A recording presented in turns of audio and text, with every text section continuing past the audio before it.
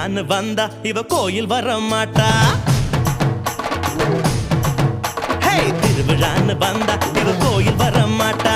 அரிச்சந்திரம் போல இவ போய் பேச மாட்டா.